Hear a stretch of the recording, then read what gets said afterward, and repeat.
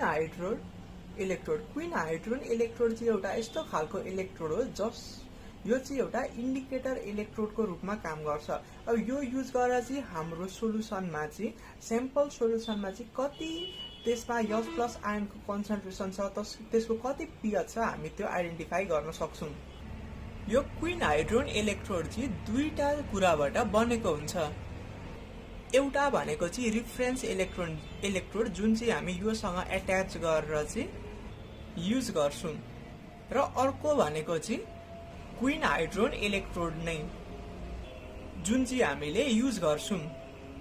अब queen हाइड्रोन electrode चाहिँ कसरी बनाउने त? अब क्वीन हाइड्रोन इलेक्ट्रोडको चाहिँ नामै काफी छ, क्वीन हाइड्रोन। अब क्विनोन र हाइड्रोक्विनोन मिलेर चाहिँ क्वीन हाइड्रोन भन्छ। अब क्विनोनको स्ट्रक्चर चाहिँ यो हो भने हाइड्रोक्विनोनको स्ट्रक्चर चाहिँ यो हो। अब फरक भनेको चाहिँ क्विनोनमा ओएच छैन हैन, ओ लागेको छ भने हाइड्रोक्विनोनमा चाहिँ ओएच लागेको छ। अब यो केसमा चाहिँ हामीले यसलाई क्यूले रिप्रेजेन्ट गर्यौं भने यसलाई चाहिँ हामी हाइड्रोक्विनोनलाई चाहिँ H2Q ले रिप्रेजेन्ट गर्छौं किनकि यहाँ एडिसनल दुईटा हाइड्रोजन छ नि त। त्यही भएर चाहिँ अब हामी यसको फर्मुला चाहिँ H2Q लेख्छौं। र जब हामी क्वीन हाइड्रोन इलेक्ट्रोडको हैन सेटअप गर्छौं क्वीन हाइड्रोन इलेक्ट्रोन त्यतिखेर चाहिँ हामी इक्विमोलर कन्सन्ट्रेसन अफ क्विनोन र हाइड्रोक्विनोन लिन्छौं। र हाम्रो यो सेलले चाहिँ के रियाक्सन गर्छ भन्दाखेरि चाहिँ हामीले अब यो सेललाई कस्तो मिडियममा राखेका छौं त्यसमा यो डिपेन्ड गर्छ। अब यदि हामीले क्विनोनलाई चाहिँ एसिडिक मिडियममा राख्यौं भने क्विनोनले चाहिँ त्यो एसिडिक मिडियमबाट चाहिँ हाइड्रोजन लगेर चाहिँ हैन त्यहाँ क्विनोनमा रिडक्सन हुन्छ र उ चाहिँ हाइड्रोक्विनोनमा कन्भर्ट हुन्छ। अब फेरि यसलाई एकचोटि रिपिट गरौँ। क्विनोनलाई चाहिँ यदि हामीले एसिडिक मिडियममा राख्यौं भने क्विनोनले के गर्ने भयो भन्दा फेरि आफ्नो दुईटा इलेक्ट्रोनको हेल्पले चाहिँ त्यो एसिडिक मिडियममा ले त यस प्लस आयन छोडेको हुन्छ नि त, त्यो यस प्लस आयनलाई आफूतिर लिएर चाहिँ उ हाइड्रोक्विनोनमा चेन्ज हुने भयो र यो बेला चाहिँ यसले क्याथोडको रूपमा काम गर्छ र यहाँ रिडक्सन रियाक्सन हुन्छ। र यदि हामीले चाहिँ बेसिक कन्डिसनमा राखेको छौं भने के गर्छ भन्दा फेरि हाइड्रोक्विनोनले चाहिँ आफूसँग भएको दुईटा यो एच मोलिक्युल्स एच एटम्स जुन आयन्स लिएको थियो त्यो चाहिँ लुज गर्छ र आफूसँग भएको दुईटा इलेक्ट्रोन पनि लुज गरेर चाहिँ उ क्विनोनमा चेन्ज हुन्छ। र हामी यसको नस इक्वेसन चाहिँ लेख्दा फेरि चाहिँ ई अफ सेल भनेको चाहिँ E naught cell minus 2.303 RT by NF log 10 product upon reactant यसरी चाहिँ हामी यसको नस इक्वेसन लेख्छौं। अब हाम्रो प्रोडक्ट भनेको के छ भन्दा फेरि हाइड्रोक्विनोन छ। त्यही भएर चाहिँ हामी प्रोडक्टको ठाउँमा चाहिँ एक्टिभिटी अफ हाइड्रोक्विनोन लेख्छौं र हामी इलेक्ट्रोन केमिस्ट्रीमा चाहिँ कन्सन्ट्रेसनको ठाउँमा चाहिँ हामी एक्टिभिटी लिन्छौं। त्यति कुरा याद राख्नुपर्छ। अब रियाक्टेन्टमा के छ त? क्विनोन र हाइड्रोजन छ भनेपछि हामी के लेख्दो रहेछौं भन्दा फेरि activity of quinone into activity of hydrogen, दुईटा हाइड्रोजन छ त्यही भएर एक्टिभिटी अफ हाइड्रोजन प्लसको स्क्वायर लेख्छौं। अब यसलाई चाहिँ हामी स्प्लिट गर्छौं। हामीलाई के थाहा छ भन्दा फेरि लग ए इन्टु बी भनेको लग ए प्लस लग बी हुन्छ नि त। अब यहाँ के छ भन्दा फेरि AS2Q by AQ activity of quinone into AH plus को पावरमा स्क्वायर छ हैन। भनेपछि यसलाई हामीले ब्रेक गरेर यसरी लेख्न पायौं नि त हैन। अब यहाँ ए को ठाउँमा यो भयो भने बी को ठाउँमा यो भयो 1/AH प्लस को स्क्वायर। र अब यो ब्र्याकेट भित्र रहेको टर्मलाई चाहिँ हामीले 2.303 RT by NF ले मल्टिप्लाई गरिदिन्छौं। अब मल्टिप्लाई गरिसकेपछि 2.303 RT by NF log 10 A activity of hydroquinone by activity of quinone plus 2.303 RT by NF log 10 1 by activity of hydrogen आउने भयो। र हामीले चाहिँ यहाँ लिँदा फेरि हैन इलेक्ट्रोडमा चाहिँ के गरेको थियौं भन्दा हाइड्रोक्विनोन र क्विनोनको कन्सन्ट्रेसन चाहिँ बराबरी लिएको थियौं नि त। त्यही भएर यिनीहरुको एक्टिभिटी पनि बराबरी हुने भयो हैन। त्यही भएर चाहिँ अब त्यो क्यान्सल भएर 1 आउने भयो र हामीलाई चाहिँ log 1 भनेको 0 भनेर थाहा छ नि त। त्यही भएर अब यो त 0 हुने भयो। त्यसो भए हाम्रो बाँकी रह्यो E0 कि QH plus 2.303 RT by 2F into 2 log activity of H plus. यहाँ अब माइनस कसरी आयो भन्दाखेरि चाहिँ हामीले यसलाई चाहिँ इन्भर्स गरिदिउँ क्या। लग 1/b लाई हामीले इन्भर्स गर्यौँ भने चाहिँ हाम्रो माइनस लग b आउँछ क्या। त्यसरी नै अब यहाँ हामीले इन्भर्स गर्दाखेरि चाहिँ यहाँ माइनस आएको र यहाँ n भनेको त दुईटा इलेक्ट्रोन इन्भल्भ भएको छ नि त, त्यही भएर चाहिँ हामीले यहाँ 2 लिएको।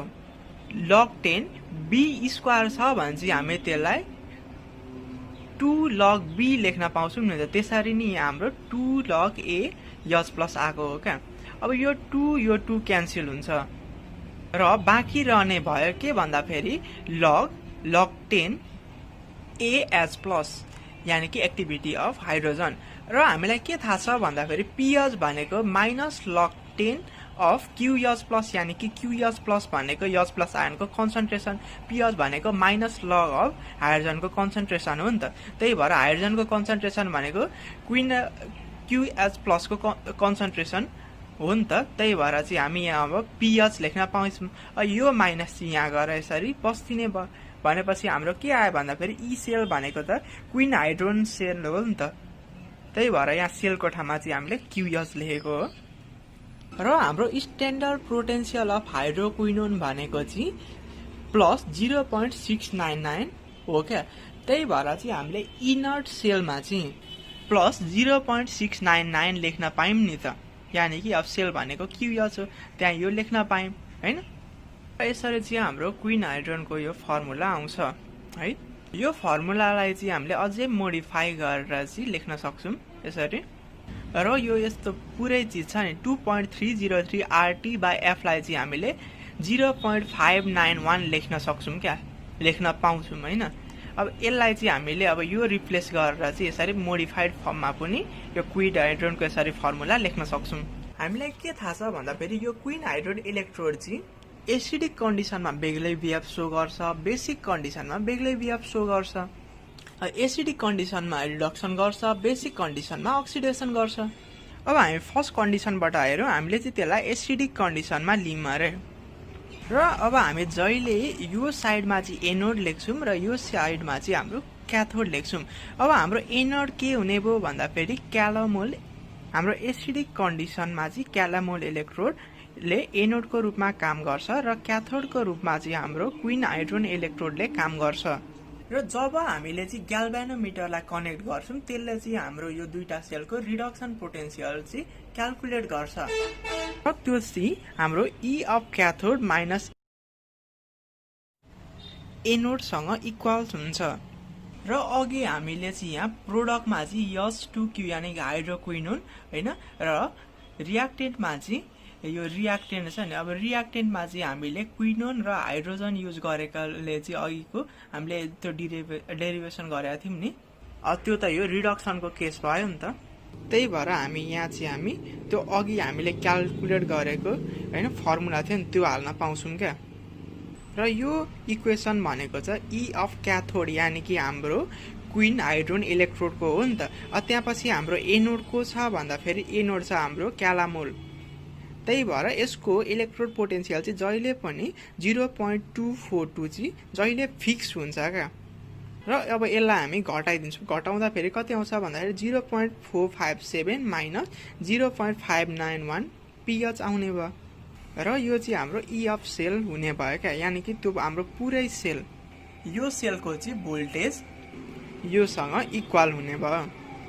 अब यो इक्वेसन युज गरेर चाहिँ हामी pH पनि क्याल्कुलेट गर्न सक्छौँ। अब हाम्रो pH के हुने भयो भन्दाखेरि चाहिँ हामी 0.457 माइनस ECl बाई 0.0591 गरेर चाहिँ यहाँबाट हामी pH पनि निकाल्न सक्छौँ। यसरी चाहिँ हामी यसलाई हैन क्विन हाइड्रोजन इलेक्ट्रोडलाई चाहिँ एसिडिक सोल्युसनमा लाउँछौँ, त्यसको रिडक्सन पोटेन्सियल चाहिँ यहाँबाट मेजर गर्छौँ र यो फर्मुला युज गरेर चाहिँ हामी त्यसको pH क्याल्कुलेट गर्न सक्छौँ। अब हाम्रो मेन टार्गेट भनेको त यही pH क्याल्कुलेट गर्नु हो नि त।